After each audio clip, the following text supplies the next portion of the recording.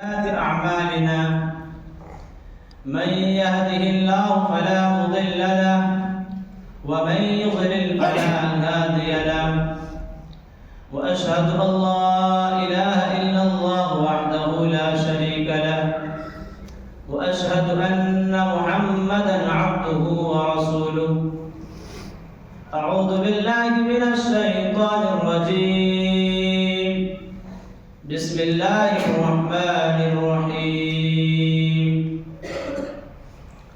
يا أيها الذين آمنوا اتقوا الله حق تقاته ولا تموتن إلا وأنتم مسلمون يا أيها الناس اتقوا ربكم الذي خلقكم من نفس واحدة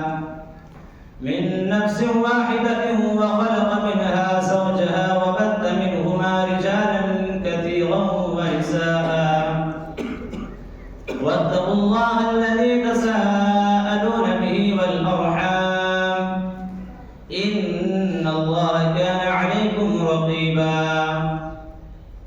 يا أيها الذين آمنوا اتقوا الله وقولوا قولا سديدا يصلح لكم أعمالكم ويغفر لكم ذنوبكم ومن يطع الله ورسوله فقد فاز فوزا عظيما بسم الله الرحمن الرحيم قاف والقرآن المجيد بل عجبوا أن جاءهم منذر منهم فقال الكافرون هذا شيء عجيب أإذا متنا وكنا ترابا ذلك رجع بعيد قد علمنا ما تنقص الأرض منهم وعندنا كتاب حفيظ بل كذبوا بالحق لما جاءهم فهم في أمر مريج أفلم ينظروا إلى السماء فوقهم كيف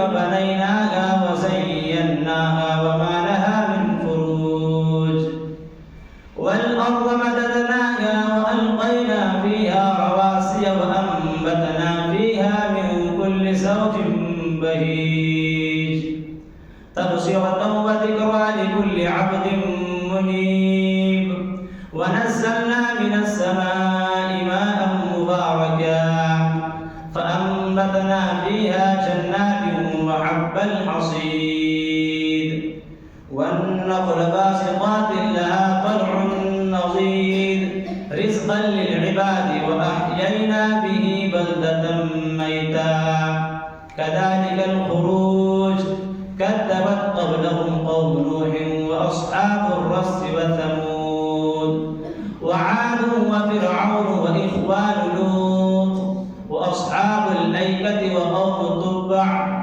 كل كذب الرسل فحق وعيد أفعينا بالخلق الأول بل هم في لبس من خلق جديد وقال الله تبارك وتعالى في القرآن المجيد والفرقان الحميد أعوذ بالله من الشيطان الرجيم بسم الله الرحمن الرحيم سيقول لك المخلفون من الأعراب شغلتنا أموالنا وأهلنا فاستغفر لنا يقولون بألسنتهم ما ليس في قلوبهم وقال جل شأنه في موضع آخر أحسب الناس أن يتركوا أن يقولوا آمنا وهم لا يفتنون ولقد فتنا الذين من قبلهم فليعلمن الله الذين صدقوا وليعلمن الكاذبين وقال النبي صلى الله عليه وسلم لقد كان من قبلكم ليمشط بمشاط الحديد ما دون عظامه من لحم أو عصب ما يصرفه ذلك عن دينه ويوزع المنشار على مفرق رأسه فيشق باثنين ما يصرفه ذلك عن دينه وَلَيُتِمَّنَّ اللَّهُ هَذَا الْأَمْرَ حَتَّى يَسِيرَ الرَّاكِبُ مِنْ صَنْعَانَ إِلَى حَضْرَمَوْتَ مَا يَخَافُ إِلَّا اللَّهُ. رواہ البخاری. تمام قسم کی تعریف، توصیف، کبریائی، بڑائی، بزرگی اس وحدہ لا شریک کے لیے ہے جو اکیلا تنہا خالق و مالک اور رازق ہے. اس وحدہ لا شریک کے لیے ہے جنہوں نے آسمان و زمین کو پیدا فرمایا. اس وحدہ لا شریک کے لیے ہے جو کسی انسان کی شکل و صورت کو نہیں دیکھتا، جو کسی انسان کی مال و دولت کو نہیں دیکھتا ہے تو انسان کی سیرت اور اعمال کو دیکھتا ہے. اس وحدہ لا شریک کے لیے ہے جو ہم تمام بنی و انسان کو اس روئے زمین کے اندر پیدا فرمایا اور پیدا فرمانے کے بعد یوں ہی درند پرند چرند کی طرح بھٹکتے ہوئے نہیں چھوڑا، بلکہ ہماری رشد و ہدایت کی خاطر، ہماری رہنمائی کی خاطر بے شمار انبیاء کرام علیہ السلام کو اس روئے زمین کے اندر مبعوث فرمایا. جملہ تمام انبیاء کرام علیہ السلام پر درود و سلام نازل ہوں، خصوصاً بالخصوص ہمارے اور آپ کے آخری نبی احمد مجتبیٰ محمد مصطفیٰ صلی اللہ علیہ وسلم. اللہم صلی علی محمد وعلى آل محمد كما صليت على إبراهيم وعلى آل إبراهيم إنك حميد مجيد.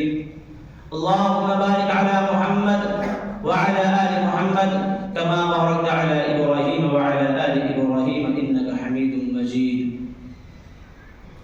معزز و معقر اساتذہ کرام اور میرے دینی و اسلامی بھائیوں اور دیگر حاضرین جمعہ، میں نے ابھی آپ حضرات کے سامنے خطبہ مسنونہ کے بعد قرآن مجید کی چند منتخب آیات پڑھی ہے اور ایک صحیح بخاری کی حدیث پڑھی ہے. اس مناسبت سے آج کے اس خطبہ جمعہ میں میری تقریر کا عنوان ہوگا فتنوں کے دور میں مسلمان کا کردار. میں اس موضوع پر کچھ باتیں بیان کرنے سے پہلے میں سب سے پہلے اپنے ان تمام اساتذہ کرام کا شکر گزار ہوں جن کی محنتوں، کاوشوں اور شفقتوں ہی کے نتیجے پر میں آپ حضرات کے سامنے کھڑا ہوا ہوں. میں اللہ رب العالمین سے دعا کرتا ہوں کہ اللہ تعالی ہمارے تمام اساتذہ کرام کو صحت و عافیت کے ساتھ اپنی اطاعت میں اور عمر طویل سے نوازے اور تا حیات خندہ و فرحہ رکھے. آمین ثم آمین. محترم سامعین، دنیا کی زندگی میں خیر اور شر دونوں موجود ہیں. اللہ رب العالمین خیر کے ساتھ بھی انسانوں کو آزماتا ہے اور شر کے ساتھ بھی، جیسا کہ اللہ رب العالمین کا ارشاد ہے وَنَبْلُوكُمْ بِالشَّرِّ وَالْخَيْرِ فِتْنَةً وَإِلَيْنَا تُرْجَعُونَ. اور ہم تمہیں شر اور خیر دونوں کے ساتھ آزماتے ہیں. وَإِلَيْنَا تُرْجَعُونَ. اور تم سب آخرکار ہماری طرف لوٹائے جاؤ گے. یعنی کبھی ہم مصائب و آلات کے ذریعے تمہیں آزماتے ہیں اور کبھی خوشحالی کے ذریعے آزماتے ہیں اور کبھی مختلف بیماریوں کے ذریعے آزماتے ہیں اور کبھی صحت اور تندرستی کے ذریعے آزماتے ہیں اور کبھی فقر و فاقہ کے ذریعے آزماتے ہیں اور کبھی زیادہ مال دے کر تمہیں آزمائشوں میں مبتلا کرتے ہیں. الغرض یہ کہ کبھی اچھے حالات کے ذریعے آزماتے ہیں اور کبھی برے حالات کے ذریعے آزماتے ہیں تاکہ ہم یہ جان لیں کہ کون اللہ رب العالمین کا ہر حال میں شکر ادا کرتا ہے اور کون ناشکری کرتا ہے، کون صبر کرتا ہے اور کون بے صبری کا مظاہرہ کرتا ہے. محترم سامعین، اس آیت سے معلوم ہوا کہ اہل ایمان کو دنیا میں فتنوں سے دوچار ہونا ہی ہونا ہے اور انہیں مختلف آزمائشوں سے گزرنا ہی گزرنا ہے. اور فتنوں کی کئی اقسام ہیں. بعض فتنے مال کی وجہ سے اور اولاد کی وجہ سے ہوتے ہیں، جیسا کہ اللہ رب العالمین کا ارشاد ہے انما اموالکم اولادکم فتنہ وانما اموالکم اولادکم فتنہ واللہ عنده اجر عظیم. بلا شبہ تمہارے مال اور تمہاری اولاد فتنہ ہیں اور اللہ رب العالمین کے پاس بڑا اجر ہے.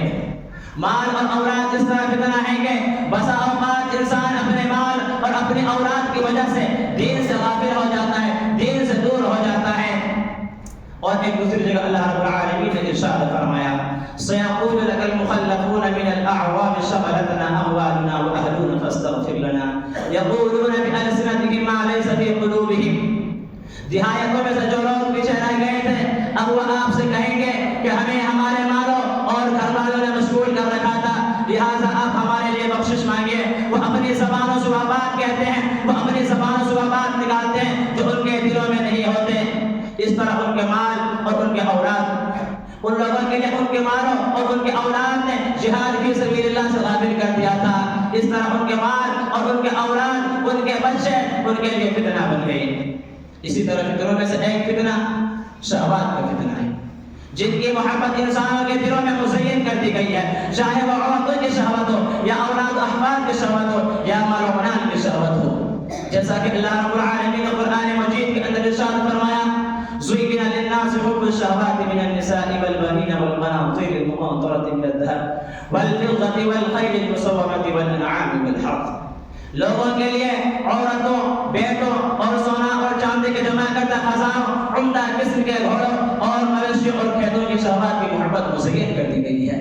پھر ان ساری چیزوں کے بارے میں فرمایا ذَلِكَ مَتَاعُ الْحَيَاةِ الدُّنْيَا وَاللَّهُ عِندَهُ حُسْنُ الْمَآبِ. یہ سب کچھ دنیاوی زندگی کے سامان ہیں اور بہترین ٹھکانہ اللہ رب العالمین کے پاس ہے. اسی طرح فتنوں میں سے ایک فتنہ شبہات کا فتنہ ہے. شبہات بعض نادانوں کی طرف سے پیدا کیے جاتے ہیں اور یہ وہ لوگ ہیں جن کی نیتوں میں، جن کے دلوں میں فطور اور ان کے ارادوں میں فساد ہوتا ہے. چنانچہ وہ حق و باطل کی ملاوٹ کر کے عمدن و قصدن بات کو چھپانے کی کوشش کرتے ہیں اور اس کے متعلق مختلف شکوک و شبہات پیدا کرتے ہیں.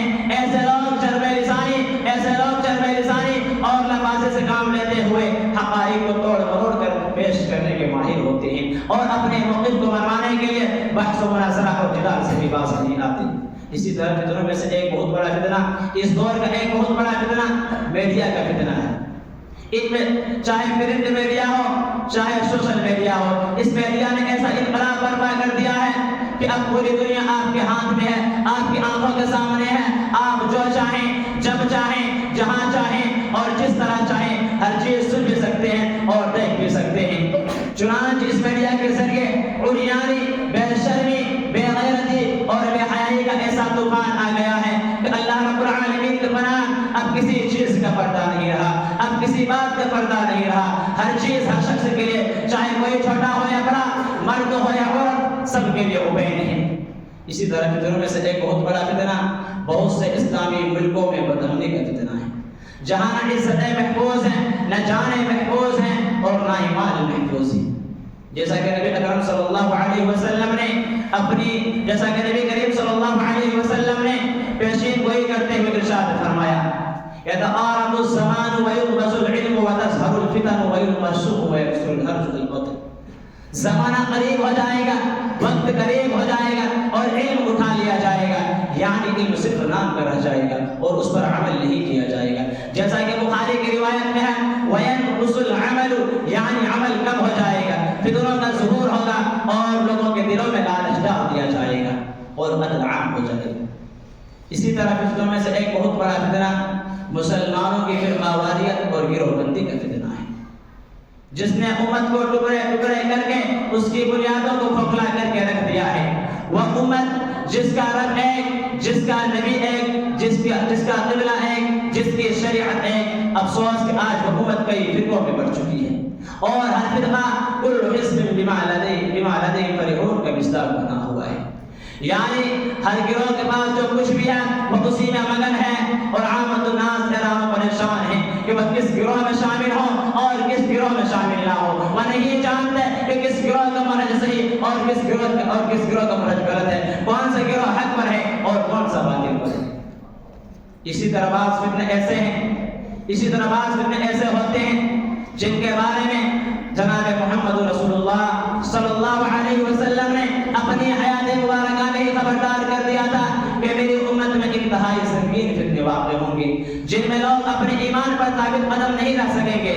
آپ صلی اللہ علیہ وسلم نے ارشاد فرمایا باردوا بالاعمال فتنا كقطع الليل المظلم يصبح الرجل مؤمنا ويمسي كافرا او يمسي مؤمنا ويصبح كافرا يبيع دينه بعرض من الدنيا.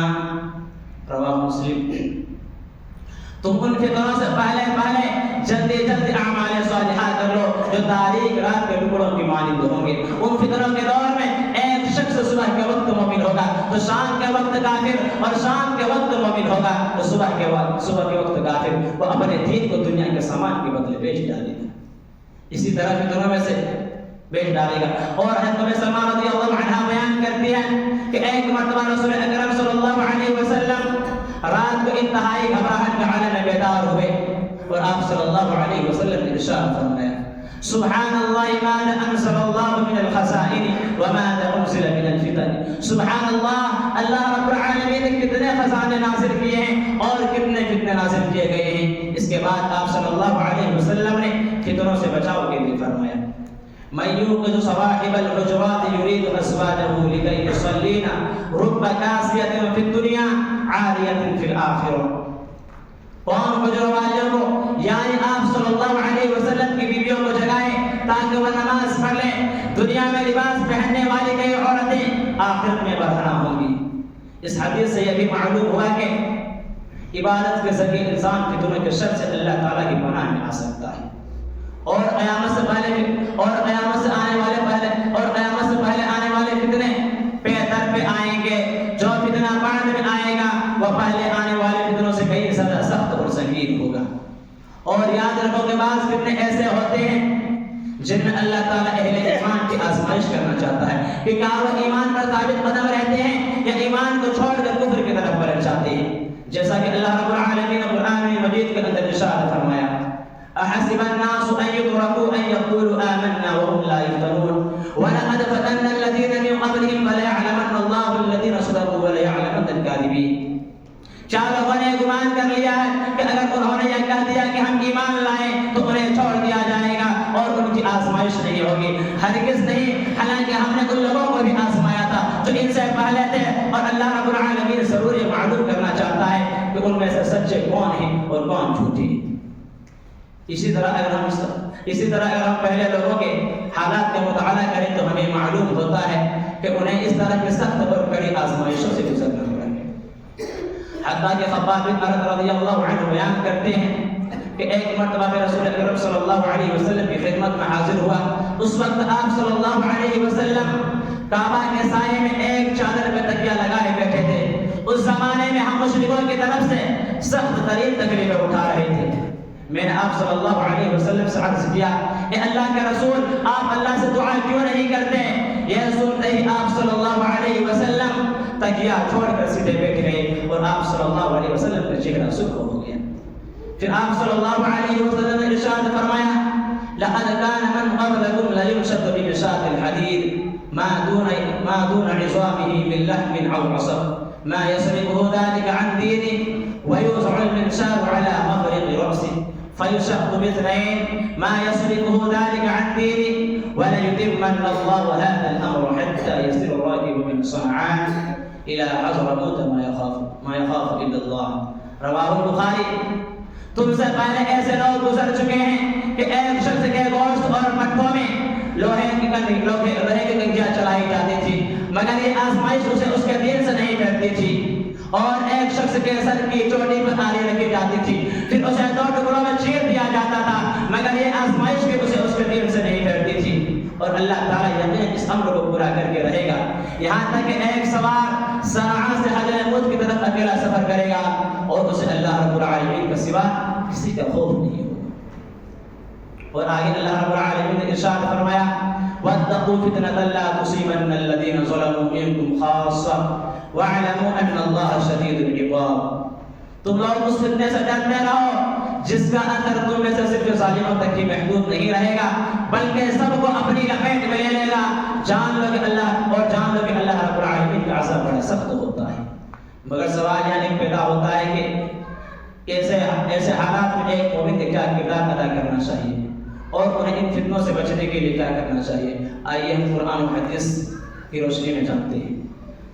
نمبر 1 فتنوں سے اللہ تعالیٰ کی پناہ طلب کرنا. فتنوں سے اللہ تعالیٰ کی ہر مسلمان کو فتنوں سے اللہ تعالیٰ کی پناہ طلب کرنی چاہیے کیونکہ اللہ رب العالمین کے سوا کوئی اور نہیں ہے جو ان فتنوں سے بچا سکے.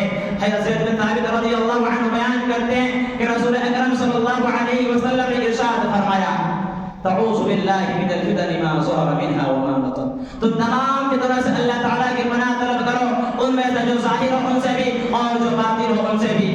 چنانچہ صحابہ کرام رضی اللہ عنہم اجمعین نے کہا نعوذ باللہ من الفتن ما ظہر منها وما بطن. ہم تمام فتنوں سے اللہ تعالیٰ کی پناہ طلب کرتے ہیں، ان میں سے جو ظاہر ہو ان سے بھی اور جو باطن ہو ان سے بھی. نمبر 2، عقیدہ توحید پر ثابت قدم رہنا. فتنوں کے دور میں مسلمان کو عقیدہ توحید پر ثابت قدمی اور مستقل مزاجی سے قائم رہنا چاہیے، کیونکہ یہ عقیدہ مسلمان کو اس بات کی تعلیم دیتا ہے کہ اس پر جو کچھ بھی مصیبت آتی ہے، جو کچھ بھی آزمائش آتی ہے، وہ اللہ تعالیٰ کے حکم سے آتا ہے، وہ اللہ تعالیٰ کے حکم سے آتا ہے، جسے اس کو برداشت کرنا ہے اور اسے ہر حال میں راضی رہنا ہے اور اسے ہر صورت میں اللہ ہی کی طرف رجوع کرنا ہے. جیسا کہ اللہ رب العالمین نے ارشاد فرمایا ما اصاب من مصیبت الا باذن اللہ ومن یؤمن باللہ یهد قلبہ واللہ بكل شیء علیم. جو کچھ بھی مصیبت آتی ہے، جو کچھ بھی آزمائش آتی ہے، وہ اللہ تعالیٰ کے حکم سے آتی ہے، وہ اللہ تعالیٰ کے عذر سے آتی ہے، اور جو اللہ رب العالمین پر ایمان لائے تو اللہ رب العالمین اس کے دل کو ہدایت بخشتا ہے، اور اللہ رب العالمین ہر چیز کو جاننے والا ہے. یعنی جس شخص کو اللہ رب العالمین پر کامل یقین ہوگا تو اللہ رب العالمین اس کے دل کے رہنمائی کرے گا، چنانچہ وہ جان لیتا ہے کہ اس پر آنے والی ہر آزمائش و مصیبت اس سے چک نہیں سکتی، اور جو چیز اس سے چک جانے والی ہے وہ اسے پہنچ نہیں سکتی. یہی کامل یقین اس کے دل کو مضبوط کرتا ہے اور وہ اللہ تعالیٰ کی طرف سے آنے والی آزمائش و مصیبت کو برداشت کرنے میں کامیاب ہو جاتا ہے. نمبر 3، کتاب اللہ اور سنت رسول اللہ صلی اللہ علیہ وسلم کو مضبوطی سے تھامنا. کیونکہ جو شخص کتاب اللہ کی تلاوت کرتا ہے، اس کا مطالعہ کرتا ہے اور اس میں غور و فکر کرتا ہے تو اللہ تعالیٰ اسے ہدایت دیتا ہے، فتنوں میں اس کی رہنمائی کرتا ہے اور اسے فتنوں کے اندھیروں سے نکال کر راہ حق کی روشنی دکھاتا ہے اور راہ حق پر گامزن کرتا ہے. جیسا کہ نبی اکرم صلی اللہ علیہ وسلم کا ارشاد ہے ترکت فیکم شیئین لن تضلوا بعدہما کتاب اللہ وسنتی ولن یتفرقا حتی یردا علی الحوض. میں تمہیں دو چیزیں چھوڑے جا رہا ہوں، ان کے بعد یعنی اگر تم نے انہیں مضبوطی سے تھام لیا تو کبھی گمراہ نہیں ہوگے. ایک ہے کتاب اللہ یعنی قرآن مجید، اور دوسری ہے میری سنت، اور یہ دونوں کبھی جدا نہیں ہوں گے یہاں تک کہ روز پر میرے پاس آئیں. لہٰذا اس دور کے مختلف فتنوں سے بچنے کے لیے ضروری ہے کہ ہم کتاب اللہ اور سنت رسول اللہ صلی اللہ علیہ وسلم کو مضبوطی سے تھام لیں اور انہیں سے رہنمائی لیں اور انہیں کو اپنا اوڑھنا بچھونا بنائیں اور فرقہ واریت کو اور فرقہ وارانہ کو تعصب کو چھوڑ کر اللہ کی رسی سے چمٹ جائیں. اور آگے اللہ رب العالمین نے ارشاد فرمایا وَاعْتَصِمُوا بِحَبْلِ اللَّهِ جَمِيعًا وَلَا تَفَرَّقُوا وَاذْكُرُوا نِعْمَةَ اللَّهِ عَلَيْكُمْ إِذْ كُنتُمْ أَعْدَاءً فَأَلَّفَ بَيْنَ قُلُوبِكُمْ فَأَصْبَحْتُمْ بِنِعْمَتِهِ إِخْوَانًا وَكُنتُمْ عَلَى شَفَا حُفْرَةٍ مِنَ النَّارِ فَأَنقَذَكُم مِّنْهَا كَذَلِكَ يُبَيِّنُ اللَّهُ لَكُمْ آيَاتِهِ لَعَلَّكُمْ تَهْتَدُونَ. تم سب اللہ کی رسی کو مضبوطی سے تھام لو اور فرقوں میں مت بٹو اور اپنے اوپر اللہ رب العالمین کی نعمت کو یاد کرو. جب تم لوگ آپس میں ایک دوسرے کے دشمن تھے، پھر اس نے تمہارے دلوں میں الفت و محبت پیدا کر دی، پھر تم اس کے فضل و کرم سے آپس میں ایک دوسرے کے بھائی بن گئے. اور یاد کرو جب تم لوگ جہنم کے گڑھے کے کنارے پہنچ چکے تھے تو اس نے تمہیں اس سے بچا لیا. اور اسی طرح اللہ تعالیٰ تمہارے لیے اپنی آیتیں کھول کر بیان کرتا ہے لعلکم تہتدون، تاکہ تم ہدایت پا جاؤ. اور جہاں تک مسلکی نزاعات اور اختلافات کا تعلق ہے تو تمام اہل علم پر فرض ہے کہ وہ انہیں ختم کرنے کے لیے کتاب اللہ اور سنت رسول اللہ صلی اللہ علیہ وسلم کو کتاب اللہ اور سنت رسول اللہ صلی اللہ علیہ وسلم کی طرف رجوع کریں اور ان کے سامنے اپنے آپ کو جھکا دے اور عوام الناس کی بھی اسی چیز کی طرف رہنمائی کریں. نمبر 4، دین علم حاصل کرنا. فتنوں سے بچنے کے لیے ضروری ہے کہ آپ دین علم حاصل کریں، چونکہ علم وہ نور ہے جو فتنوں کے تاریک راستوں کو روشن کرتا ہے، جبکہ علم کے مقابلے میں جہالت و تاریکی ہے جو انسان کو تباہی کے گڈھے میں پھینک دیتی ہے. جیسا کہ اللہ رب العالمین نے ارشاد فرمایا فلولا نفر من كل فرقة منهم طائفة ليتفقهوا في الدين ولينذروا قومهم إذا رجعوا إليهم لعلهم يحذرون. پھر ایسا کیوں نہ ہوا کہ ہر فرقہ میں سے کچھ لوگ دینی علم حاصل کرنے کے لیے نکلتے اور جب وہ ان کی طرف واپس لوٹتے تو اپنے لوگوں کو برے انجام سے ڈراتے، اس طرح شاید وہ برے کاموں سے بچے رہتے ہیں۔ اور آج کل جو نئے نئے فتنے سر اٹھا رہے ہیں اور جس طرح اسلامی تعلیمات کے خلاف پروپیگنڈا کیا جا رہا ہے اور ہر آئے دن شروع و شبہات پیدا کر کے نئی نسل کو دین سے بیزار کرنے کی مصروف کوششیں کی جا رہی ہے، تو ان سب چیزوں کا مقابلہ قرآن و حدیث پر مبنی شرعی علم کے ذریعے کیا جا سکتا ہے، کیونکہ شرعی علم ایک مضبوط ہتھیار ہے جو ان جدید فتنوں سے بچنے میں مددگار ثابت ہوتا ہے۔ اور شرعی علم بہت بڑی خیر ہے جو اللہ رب العالمین اپنے فضل و کرم سے جسے چاہتا ہے عطا کرتا ہے۔ اور نمبر 5، مسلمانوں کی جماعت میں شامل رہنا اور تفرق سے اجتناب کرنا، کیونکہ جماعت پر اللہ رب العالمین کا ہاتھ ہوتا ہے، جبکہ جماعت سے الگ ہونے والا شخص شیطان کا شکار ہو جاتا ہے، جیسا کہ بھیڑیا اس بکری کو شکار کرتا ہے جو ریوڑ سے الگ ہو جاتی ہے۔ اور نمبر 6 فتنوں کے دنوں میں خصوصی طور پر عبادتوں میں مشغول رہنا، کیونکہ اللہ کے رسول صلی اللہ علیہ وسلم نے ارشاد فرمایا العبادۃ فی الحرج کہجرۃ الیہ، فتنوں کے دور میں عبادت کرنا ایسے ہیں جیسے میری طرف ہجرت کرنا۔ اب آخر میں اللہ رب العالمین سے دعا کرتا ہوں کہ اللہ تعالی ہم تمام مسلمانوں کو فتنوں سے بچائے اور فتنوں کے دنوں میں خصوصی طور پر عبادتوں میں مشغول رہنے کی توفیق دے۔ آمین۔ وآخر دعوانا الحمد للہ رب العالمین۔